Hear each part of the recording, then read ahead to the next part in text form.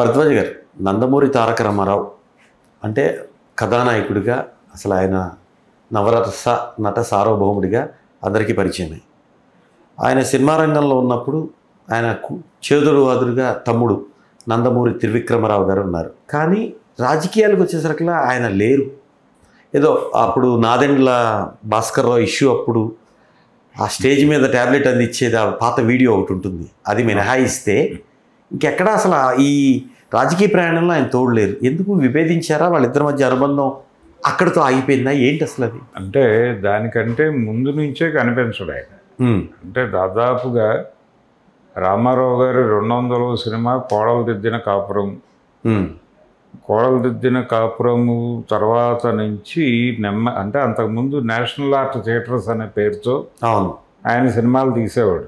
రామారావు గారి సొంత నిర్మాణ సంస్థగా చెప్పేవాళ్ళు దాన్ని. ఆ బ్యానర్లో వచ్చిన సినిమాలన్నిటికీ నందమూరి త్రివిక్రమరావు గారే ప్రొడ్యూసర్. ఆయన పేరుతోనే జరిగేది వ్యాపారం. అలాగే ఆయన ఫిలిం ఫైనాన్సర్గా కూడా వ్యవహరించిన సందర్భాలు ఉన్నాయి. అలా ఆయన ఏమీ పెద్దగా చదువుకున్నవాడు కాదు రామారావు గారి లాగా. అయితే ఎన్టీఆర్తో పాటు ఆయన ఇండస్ట్రీకి వచ్చాడు. వచ్చి అన్నగారికి తోడుగా ఉన్నాడు, ఆయనతో పాటే ప్రయాణించేవాడు. పోలికలు కూడా దగ్గరగా ఉండేవాళ్ళు ఇద్దరు. ఈ క్రమంలో కొంచెం 78 ఆ ప్రాంతాల నుంచి కొంచెం తను కూడా నిలబడాలి అనేటువంటి ఒక కార్యక్రమం మొదలైంది ఆయనకి. మొదలయ్యి అప్పటి వరకు దాదాపుగా ఉమ్మడి కుటుంబమే నడిచింది. ఈ ఉమ్మడి కుటుంబం నుంచి బయటకు వెళ్ళటం అనే కార్యక్రమం బీజం పడింది. అంటే మెడ్రాస్లోనే మొదలైంది. నెమ్మదిగా వారు వేరు. అయితే ఈయన రాజకీయ ప్రవేశం చేయటానికంటే ముందే ఆస్తుల పంపకాలు జరిగినాయి. అప్పటి వరకు లేదు. అంటే మొత్తం వాళ్ళు సంపాదించుకున్న ఆస్తులన్నీ కూడా ఆయన ఇమేజ్ మీద సంపాదించుకున్నవే అనేది వాస్తవం. అయితే దానిలో వాళ్ళకి ఇవ్వాల్సినవి వాళ్ళకి ఇచ్చేశాడు. తమ్ముడికి ఆయన ఏమీ అన్యాయం చేయలే. ఇప్పుడు విజయవాడలో కళ్యాణ్ చక్రవర్తి సినిమా థియేటర్ ఉండేది. అది త్రివిక్రమరావు గారికి వెళ్ళింది. త్రివిక్రమరావు గారు అబ్బాయి పేరే పెట్టారు దానికి, కళ్యాణ్ చక్రవర్తి. ఇప్పుడు అది కాంప్లెక్స్ కడుతున్నారు, ఆ థియేటర్ పగలగొట్టేసి. ఇలా అంటే నేను రామకృష్ణ స్టూడియోస్ అనే పేరుతో వాళ్ళ నిర్మాణం మొదలైన దగ్గర నుంచి త్రివిక్రమరావు గారు రామారావు గారు వెనకాల కనిపించడం తగ్గింది. దీనికి కారణం ఏంటి అంటే ఆయన యాక్టివిటీలోకి ఆయన వెళ్ళిపోయాడు. ఆయన ఫిలిం ఫైనాన్స్, ఇతర వ్యాపారాలు, దానిలోకి ఆయన మరలాడు. ఈ సినిమా నిర్మాణంలో వచ్చిన లాభాల్లో ఆయన వాటా. అంటే ఎన్టీ రామారావు గారు ఆ బ్యానర్లో చేసిన సినిమాలు కూడా తన పారితోషికం లాగానే తీసేసుకుని మిగిలింది తమ్ముడికే ఇచ్చేయటంతో నెమ్మదిగా ఆయన నిలబడ్డాడు.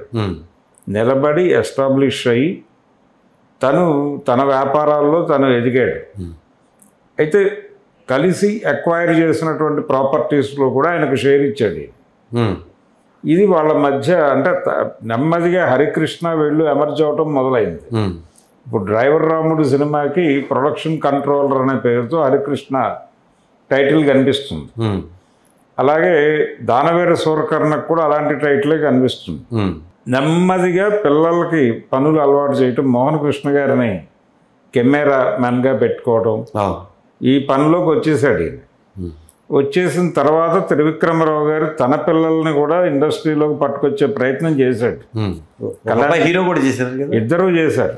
కళ్యాణ్ చక్రవర్తి, భూపేన్ చక్రవర్తి ఇద్దరు హీరోలుగా నటించారు. తెనాలి దగ్గరలో దుగ్గిరాల అనే గ్రామానికి చెందినటువంటి ఒక ప్రొడ్యూసర్ గారు వీళ్ళతో సినిమాలు తీశాడు. కోడి రామకృష్ణ గారి డైరెక్షన్లో ఆయన నటించాడు. తలంబ్రాలు సినిమాలో కూడా హీరోగా చేశాడు ఆయన. అలాగే చిరంజీవి గారి లంకేశ్వరుడు సినిమాలో ఒక స్పెషల్ క్యారెక్టరు, చిరంజీవి గారి బావ క్యారెక్టర్లో కళ్యాణ్ చక్రవర్తి యాక్ట్ చేశాడు, రేవతి భర్తగా. అలా నటుడిగా అతనికి మంచి పేరే వచ్చింది, కానీ కొనసాగలేదు. ఈ మధ్య రామారావు గారి శత జయంతి సందర్భంగా మళ్ళీ కనిపించాడు. చిన్న కొడుకు అండి ఆయన. ఎవరు? పెద్ద కొడుకు. పెద్ద కొడుకు. రెండో కొడుకు చనిపోయాడు. నృపేన్ చక్రవర్తి చనిపోయాడు. ఆయన కూడా రామారావు గారు వెళ్ళిపోయిన తర్వాతే కన్ను మూసాడు, త్రివిక్రమరావు గారు. అయితే రామారావు గారితో పాటు నడిచిన రోజుల్లో అంటే ఆయన డేట్స్ అవి కూడా త్రివిక్రమరావు గారు అడపాదడపా చూసేవాడు. కానీ ఎన్టీ రామారావు గారు తన డైరీ ఎవరికో ఇచ్చి నడపటం అనేది ఎప్పుడూ చేయలే. ఎవరితోనైనా స్ట్రైట్గా మాట్లాడేవాడైనా ఆయనే చూసుకునేవాడు, ఆయనే డేట్లు ఇచ్చేవాడు. మొత్తం అంతా ఆయనే. ఆయనే పిఏ, ఆయనకి ఆయనే మేనేజరు, అన్నీ ఆయనే. అంటే ఇప్పుడు చిన్నపాటి వేషం వేసుకునే వాళ్ళే ఉన్నా మేనేజర్ని పెట్టుకుంటున్నారు, పిఆర్ఓని పెట్టుకుంటున్నారు, అసిస్టెంట్ ఉంటున్నారు. ఈ వ్యవహారం అంతా లేదు. ఆయనే ఒక ఫ్యాక్టరీ లాగా ఉండేవాడు. అగ్ర కథానాయకుడు అయిన తర్వాత కూడా తను కథ వినటం అంటే ఒక 20 నిమిషాలు అరగంట టైం ఇచ్చేవాడు. అరగంటలో లైన్ చెప్పాలి. లైను ఆయన క్యారెక్టర్. అంతకు మించి కథ మొత్తం వినటము ఇలాంటి ప్రోగ్రామ్ ఎప్పుడూ లేదు ఆయన దగ్గర. విని జడ్జిమెంట్, ఓకే ఇది చేయొచ్చు, ఇది చేయకూడదు, ఓకే వెళ్ళిపోండి, ప్రొసీడ్ అని ఒక మాట చెప్పి ఆ తర్వాత కూర్చుని వాళ్ళకి ఆ వెసులుబాటు చెప్పేవాడు. ఇలాంటి వ్యవహారంలో ఎప్పుడైనా తమ్ముడిని సహకారం తీసుకునేవాడు తప్ప డిపెండెంట్గా లేడు ఆయన. ఎప్పుడు డిపెండెంట్గా లేడు. ఎవరితోనైనా ఆయనే మాట్లాడేవాడు స్ట్రైట్గా. రెమ్యూనరేషన్లు కానీ కృష్ణ గారి ఇంటర్వ్యూలో ఉంటుంది కదా ఆ విషయం, దేవుడు చేసిన మనుషులకు సంబంధించి నేరుగా ఆయన దగ్గరికే తీసుకెళ్ళాం. వెళ్ళారు, పేపర్లో చుట్టుకుని వెళ్ళారు. అది ఎక్కువ డబ్బులు తీసుకొచ్చారు మీరు అని అనడం, ఇవన్నీ కృష్ణ గారు చెప్పిన వీడియోలు ఉన్నాయి. కాబట్టి ఎక్కడ ఎవరి ప్రమేయము లేదు ఆయన ప్రయాణంలో. తన మేకప్ తనే వేసేసుకునే సందర్భాలు కూడా ఉన్నాయి ఆయన. కాబట్టి ఆయన సెల్ఫ్ మేడ్ మ్యాన్. ఆయనతో పాటు ఉండటం ద్వారా ఈయన కొంత ప్రయోజనం చేకూరింది, కొంత ఎలివేషన్ దక్కింది, అనేక మందితో పరిచయాలు వచ్చాయి. ఎన్టీ రామారావు గారి తమ్ముడు అనేటువంటి ఒక స్టేటస్ దక్కింది. అలా ఆయన లబ్ధి పొందాడు. అన్నగారికి ఏదైనా ఇబ్బందులు ఉన్నప్పుడు ఆయన నిలబడ్డాడు. నిలబడటం మాత్రమే కాదు, ఆయనకు ఆసరా అంటే ఒక చేదోడు వాదోడుగా ఉన్నాడు ఆయన. అంతవరకు ఓకే. వాళ్ళిద్దరి మధ్య మంచి రిలేషన్ ఉంది. రామారావు గారు ఎప్పుడు దాన్ని ఇబ్బంది పెట్టాలి అని అనుకోలేదు. అయితే ఒక సందర్భంలో ఆయన వేరే వివాహం చేసుకోవాలి అని అనుకున్నారు ఎన్టీ రామారావు గారు. అనుకున్నప్పుడు దాన్ని వద్దు అన్నది త్రివిక్రమరావు. దానివలన ఇబ్బంది వస్తుంది, వద్దు. ఏది లక్ష్మీభారతి ఇష్యూ అయినా అంతకంటే ముందండి. అంటే కృష్ణకుమారి గారితో ఒక ఇది పెళ్లి చేసుకోవాలని ఆయన అనుకున్నారని అలా ఒక ప్రచారం ఉంది ఇండస్ట్రీలో, అందరికీ తెలిసిన కథే ఇది. అయితే అది కాలేదు. కాకపోవడానికి కారణం త్రివిక్రమరావు గారే. అంటే ఆయన ఒక మాట అన్నాడు అని చెప్తారు. ఓకే, అది నిజమా కాదా అది దానికి సంబంధించిన ఎవిడెన్స్ లేవు, కానీ ప్రచారం అయితే ఉంది. ఆయన ఒకవేళ మీరు గనక వేరే మహిళతో గనక అలా తాళి కడితే మన తల్లిదండ్రులకు ఒకడే కొడుకు మిగులుతాడు అని చెప్పాడట త్రివిక్రమరావు గారు. చాలా లోతైన మాటే. అంటే దానికి రామారావు గారు చలించి డ్రాప్ అయిపోయాడు ఆ ప్రపోజల్ నుంచి అనేది ప్రచారం ఉంది. అంటే ఆ లెవెల్ రిలేషన్ ఉండేది. ఆయన కూడా అలా చూసుకునేవాడు ఆయన్ని. అంటే నిజానికి రామారావు గారు లేకపోతే త్రివిక్రమరావు లేడు. అది పరిస్థితి వాళ్ళది. అలా ఆయనకు ఒక స్థాయి కల్పించినటువంటి అన్నగారిని ఇబ్బంది పెట్టినటువంటి తమ్ముడుగానే నడిచాడు ఆయన. ఈయన హైదరాబాద్ షిఫ్ట్ అయిపోయాడు. రాజకీయాల్లోకి వచ్చిన తర్వాత, రాజకీయాల్లోకి రావటానికంటే ముందు నుంచే కొంత హైదరాబాద్తో ఈ స్టూడియో నిర్మాణం 77 నుంచి పర్టికులర్గా దానవేర సూరకర్ణ నిర్మాణంలో కూడా ఎక్కడ ఆయన కనిపించడు. త్రివిక్రమరావు గారి రోల్ ఏమి కనిపించదు. అంతకుముందు ప్రతి సినిమా ముహూర్తంలోనూ ఆయన ఉండేవాడు. ఇప్పుడు దానవేర సూరకర్ణ కూడా ఎన్టీఆర్ ఆర్ట్ థియేటర్స్లోనే లేదు, అన్నిటి కాదు, రామకృష్ణ స్టూడియోస్ బ్యానర్లో వచ్చిన మొదటి సినిమా. ఆయన దాదాపు 200 సినిమా దగ్గర నుంచి కొంచెం జరుగుతూ వచ్చింది అది. ఓకే, ఆ జరుగుతూ నెమ్మదిగా 75, 76 నాటికి ఎవరి వ్యాపారాల్లో వారు, ఎవరి వ్యవహారాల్లో వారు సెటిల్ అయిపోయారు. ఓకే. రామకృష్ణకి అసలు సొంత బ్యానర్ ఎన్టీఆర్కి. అది రామకృష్ణ అనే దానిలో ఇంకెవరు లేరు, ఆయనే నిర్మాత దర్శకుడు అని కూడా వేసుకున్నాడు. తర్వాత పిల్లల పేర్లు అడపదడప పడేవి. అంటే ప్రధానంగా హరికృష్ణ పేరే పడేది. అది కూడా ప్రొడక్షన్ కంట్రోలర్ అని వేసేవాడు, నిర్మాతగా లేదు. డ్రైవర్ రాముడులో కూడా ప్రొడక్షన్ కంట్రోలరే. డ్రైవర్ రాముడు వాళ్ళ బ్యానర్లో రాఘవేంద్రరావు గారు చేసిన మొదటి సినిమా. అలా నడిచింది వాళ్ళిద్దరి అనుబంధం. అంతవరకే ఉంది, అంతవరకే తప్ప అంతకు మించి లేదు. ఆయనకి అంటే ఆయన కొంచెం తన స్వార్థం తను చూసుకుని వెళ్ళిపోయాడు అనే అభిప్రాయం కూడా రామారావు గారి అభిమానుల్లో ఉండేది. ఆయన కొంచెం సెల్ఫిష్గా బిహేవ్ చేశాడు కొన్ని సందర్భాల్లో అని. అంటే సెల్ఫిష్గా అంటే తన ఫ్యామిలీకి తన వ్యవస్థ తనకు ఏర్పడిపోయిన తర్వాత ఎక్కడైనా జరిగేది ఇదే. కాకపోతే ఏంటంటే ఈయన వ్యవహారంలో అది పెద్ద అంటే ఎన్టీ రామారావు గారు ఆయన పొద్దున్నుంచి ఆయన టైం టేబుల్ కొంచెం టైట్ షెడ్యూల్లో నడిచేది. పొద్దున్న 2:30కో 3 లేచి 4 నుంచి ఆయన యాక్టివిటీలో ఉండేవాడు. 4 నుంచి యాక్టివిటీలో ఉండేవాడు ఆయన. ఆ యాక్టివిటీలో ఆయన తినటము పొద్దున్నే, అలాగే మేకప్ అయిపోవటము, ఈలోపు ఎవరైనా వచ్చి స్క్రిప్ట్ ఏదైనా చెప్తానంటే ఆ టైంలోనే వినేవాడు ఆయన. వినేసి ఈలోపు తిరుపతి నుంచి అక్కడి నుంచి బస్సులు వేసుకుని వెళ్ళేవాడు. వాళ్ళతో ఒక అరగంట ఇంటరాక్షన్ రోజు. ఆ కాంపౌండ్లోకే పిలిచి వాళ్ళని, ఇప్పుడు బజుల్లా రోడ్లో ఖాళీగా పడున్నటువంటి ఇల్లు, ఆ ఇల్లు తర్వాత ఆయన అక్కడి నుంచి మారాడు కానీ ఇప్పటికీ రామారావు ఇల్లు అంటే అదే చూపిస్తారు. ఆ ఫ్లైఓవర్ పక్కన ఇల్లు, పాడిపడిపోయిన ఇల్లు, రైట్ సైడ్లో ఉంటుంది. ఆ పాడిపడిపోయిన ఇల్లు నుంచి ఆయన వెళ్ళిపోయాడు. అంటే దాదాపు అడవిరాముడు టైంకి ఆయన షిఫ్ట్ అయిపోయాడు అక్కడి నుంచి. కానీ ఇప్పటికీ ఎన్టీఆర్ ఇల్లు అంటే అదే బజుల్లా రోడ్లో ఉన్నటువంటి ఆ ఇల్లే చూపిస్తారు. అది ఇప్పటికీ ట్రస్ట్ కింద ఉందండి, ఎన్టీఆర్ ట్రస్ట్. లేదు అది ఎవరో కూతురికి ఇచ్చాడు ఆయన. ఓకే. వాళ్ళు ఏదో నిర్మాణాలు జరపాల్సి ఉంది, ఇంకా అలా ఉంచారు దాన్ని.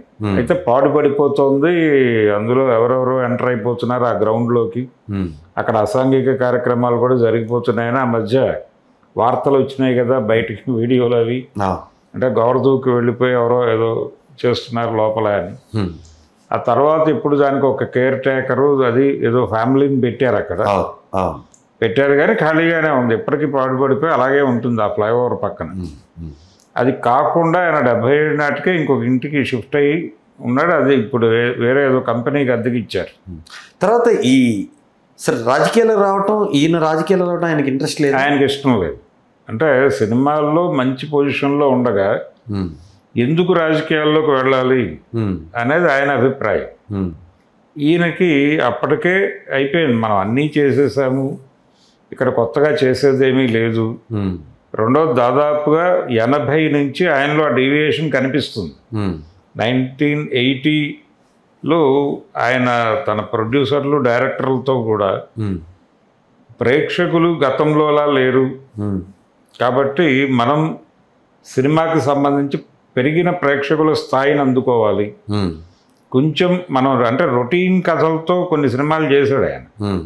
ఒకే కథ ఉంటుంది దాదాపు. ఇప్పుడు ఆయన బ్యానర్లో వచ్చిన కొన్ని సినిమాలు వేరియేషన్తో ఉంటాయి తప్ప ఆయన బయట ప్రొడ్యూసర్లకు చేసిన చాలా సినిమాల్లో ఒకటే కథ, మ్యాక్సిమం దరిదాపులో ఇక కొంచెం అటు ఇటుగా ఉంటుందంటే. పాటలు ఈ లెవెల్ అంటే ఎన్టీఆర్ మీద బిజినెస్ నడిచినటువంటి రోజులు పర్టికులర్గా 70 దశకం. 70 దశకం మొత్తం ఆయన మహా చేస్తే 2 కథలతో చేసుంటాడు.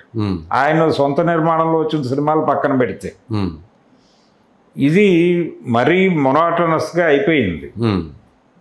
ఈ మొనాటనస్గా అయిపోతుంది, ప్రేక్షకులు ఇలా లేరు కాబట్టి మనం కూడా మన సినిమాల్లో కథ ఉన్నట్టుగా కనిపించాలి అని సర్దార్ పాపారాయుడు దగ్గర నుంచి మొదలైంది అది.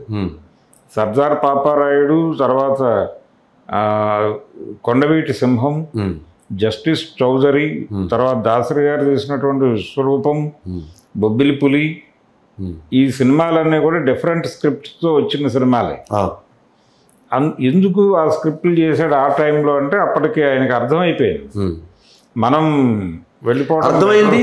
ఇంకొకటి రాజకీయ రంగ ప్రవేశం చేద్దామని ముందు నుంచే ఉంది కాబట్టి అట్లాంటి స్టోరీలు ఎంచుకున్నారా? లేదు, అంటే ఆయన చివరి వరకు కమర్షియల్ సినిమాలు కూడా చేశాడు. చేస్తూనే అంటే ఆయనకి శంకరాభరణం సినిమా ఆయన్ని అంటే వెళ్ళి అడిగారు వీళ్ళు. ఏడిది నాగేశ్వరరావు గారు రామారావు గారి అభిమాని. ఆయన వెళ్ళి ఈ సినిమా మీరు ఒకసారి చూడాలి అంటే నేను ఒక అరగంట చూస్తాను, అంతకు మించి టైం లేదు. అప్పుడు ముఖ్యమంత్రిగా ఉన్నారా? లేదు, ఆయన ఇండస్ట్రీలో ఉన్నారు. 80లో కదా అది, 79 వెళ్ళి చూశాడు. ఆయన చూసి అరగంట అని వెళ్ళిన మనిషి పూర్తిగా సినిమా చూశాడు. చూసి బాగుంది అని అప్రిషియేట్ చేసి వచ్చాడు. ఆ ఫొటోస్ ఉన్నాయి బయట. అయితే ఆ తర్వాత ఆ సినిమా హిట్ అయింది అనేది తెలిసిన తర్వాత ఆయన అనుకున్నాడు, జనాలు మనం అనుకున్నట్టు లేరు. అంటే ఇలాంటి సినిమాలు ఆడతాయా అనుకున్న పరిస్థితి నుంచి ఇలాంటి సినిమాలు ఆడతాయి అన్నప్పుడు, ఆడుతూ కనిపించినప్పుడు ప్రేక్షకుల స్థాయి పెరిగింది అనేది ఆయన ఐడెంటిఫై చేశాడు. ఐడెంటిఫై చేసి తన నిర్మాతలకి, దర్శకులకి మన సినిమాల్లో మనం అనుకున్నట్టుగా లేరు ఆడియన్స్, మరీ అంత ఆ కండిషన్లో లేరు, సినిమాలని ఆదరిస్తున్నారు. కాబట్టి మన సినిమాల్లో కూడా కథ ఉన్నట్టుగా ప్రదర్శించాల్సిన అవసరం ఉంది మనకి అని చెప్పి అలా చేసిన సినిమాలు ఇవన్నీ. ఈవెన్ బొబ్బిలి పులి సినిమా ఇవన్నీ కూడా అలా వచ్చినవే. బొబ్బిలి పులిలో కూడా చాలా వెరైటీ టాపిక్ ఉంటుంది. వెరైటీ టాపిక్ అంటే ఆ కోర్టు సీన్ కీలకం. అది రామారావు గారే 2-3 సార్లు రీరైట్ చేయమని చెప్పి ఆ తర్వాత చేసిన సీన్. అది కొంచెం టైం తీసుకుని చేశారు ఆ కోర్టు సీన్. అది ఆయన కన్విన్స్ అయింది ఎక్కడంటే, జడ్జి గారు అడుగుతాడు, అంటే ఆయన జడ్జిని అడుగుతాడు ఈయన, బొబ్బిలి పులి క్యారెక్టర్లో ఎన్టీఆర్, నేను యుద్ధ రంగంలో కొన్ని 100 మందిని చంపాను, అప్పుడు నాకు పరమవీర చక్ర బిరుదు ఇచ్చారు,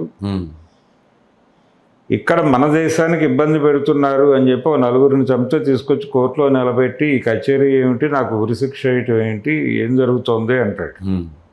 అంటే మీరు యుద్ధ రంగంలో చంపింది మన దేశానికి శత్రువులనే అంటాడు ఆయన, జడ్జి గారు. మన దేశానికి శత్రువులు అయితే కావచ్చండి, వాళ్ళ దేశానికి దేశభక్తులు అయి ఉండొచ్చు కదా అంటాడు.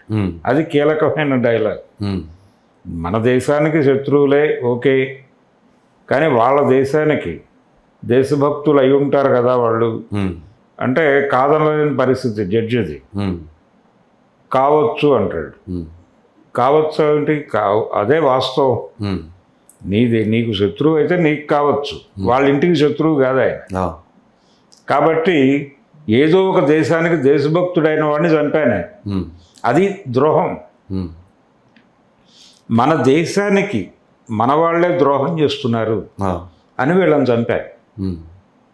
తీసుకొచ్చి ఇక్కడ కూర్చోబెట్టావు, ఉరిశిక్ష వేస్తాను అంటున్నావు, ఏం పద్ధతి ఇది అని అదే నిలబెట్టింది సినిమాని. లాజికల్.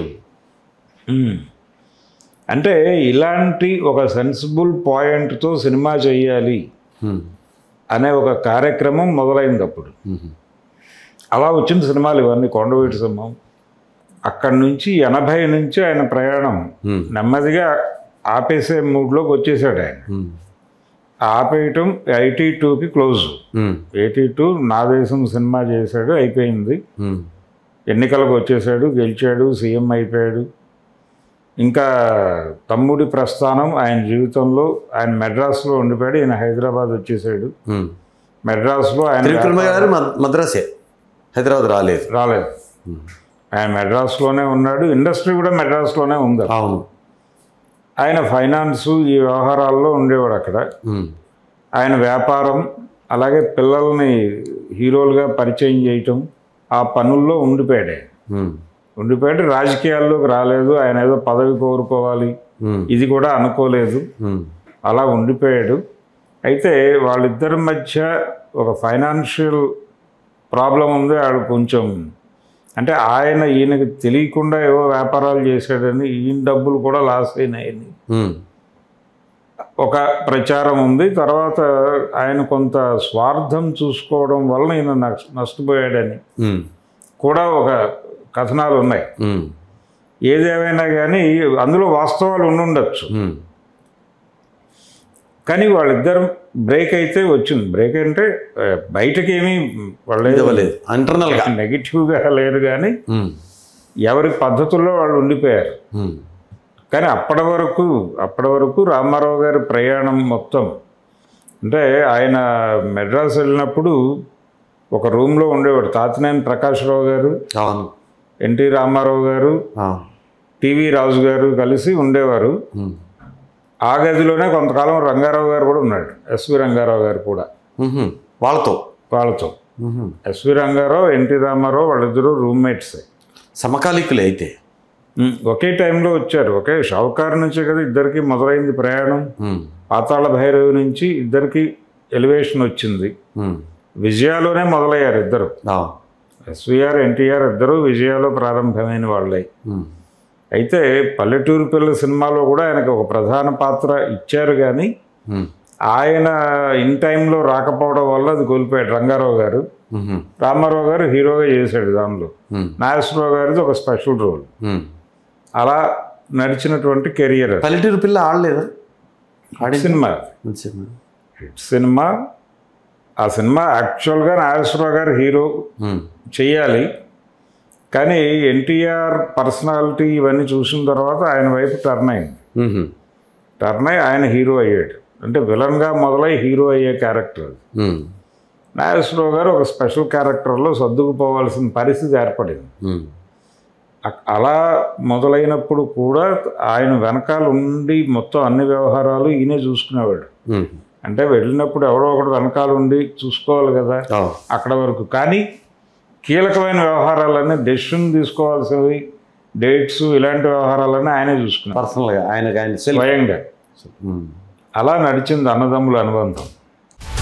హలో, తెలుగు రాజ్యం ఛానల్ చూస్తున్నారా? సామాజిక, రాజకీయ, జీవన చిత్రణే తెలుగు రాజ్యం. అతిశయోక్తులు, అసత్యాలు ఉండవు. రాజకీయ కోణం కాదు, ప్రజా కోణమే కొలబద్ద. తెలుగు రాజ్యం వీక్షణ మీ ఉత్తమ అభిరుచికి నిదర్శనం.